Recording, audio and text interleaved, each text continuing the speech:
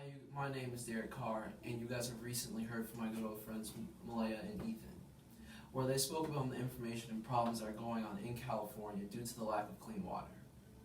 So today, I will talk to you about the legislation in California to deal with water. Well, let's start off with some background legislation information.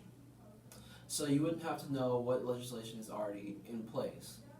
So from the years of 1975 to 1983, and from the years of 2011 to 2019, during his most recent term as governor, Jerry Brown has tried to address the issue of water scarcity. According to the LA Times, just last year, Jerry Brown put a tax on water that would make the average Californian pay $11.40 more a year.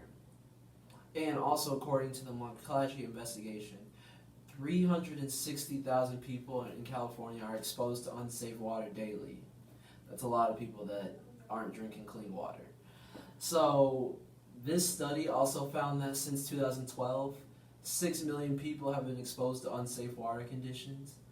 And if this bill isn't favored by everyone. That $11.40 will go directly into cleaning water for people in California. But the reason why this bill isn't extremely popular by everyone is because urban water agencies are trying to stop the bill from passing altogether. And this is because they see the issue as mostly affecting rural areas and not wanting to have to pay taxes for them because it doesn't affect them. But it is an issue for the whole state. Right before Brown did leave office, though, he did pass a permanent bill in California that limits the water usage to 50 gallons of water per day by 2022. And due to the election that just happened 4 months ago, Gavin Newsom is now the elected governor of California. He's still yet to make any plans for the state when it comes to water scarcity, but he has addressed that Brown had a plan for a pipeline that goes through Sacramento to help a lot of people. But he has not stated what the next step is when it comes to this project. With people drinking and using unsafe water, though, on a daily basis, Newsom will act fast. Okay, so moving on to the next topic, I'm going to talk about African American and Latino Americans are being hurt the most by this issue. Research conducted by Simple Water states that the San Luis Obispo County is known for people having issues with clean water. And this couples with the fact that the area is mostly minorities and people that live in poverty. Lots of retirees also live in the county and are experiencing trouble with water. Since most retirees don't have an increasing income, that won't help pay for new resources that will fund a new infrastructure. Some of the solutions to the issues when it comes to water are drilling deeper holes into wells and replacing new infrastructure, because most of the infrastructure is 100 years old or older.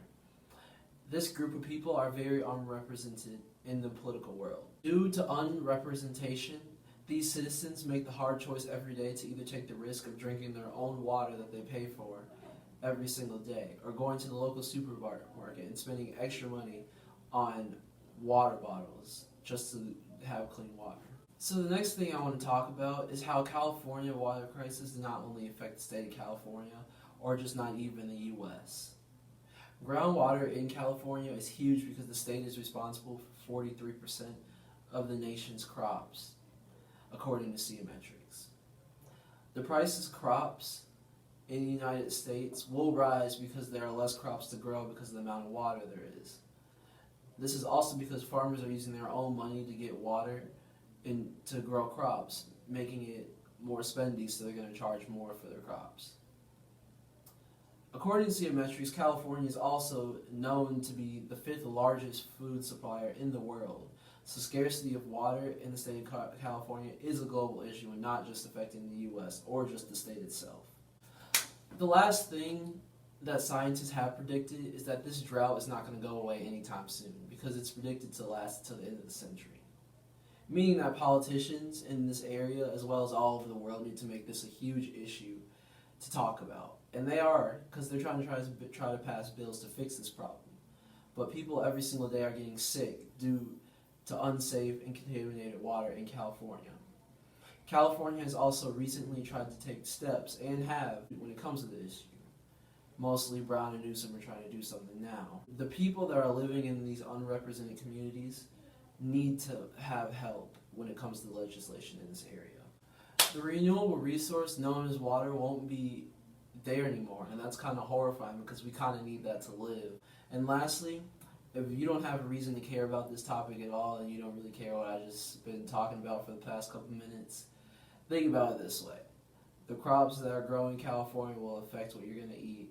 So if you don't care what you don't eat either, just know that this is not just affecting the U.S. or California, it's affecting the whole world. So this is a huge issue. I'm pretty sure you can hear the music because I can hear it too.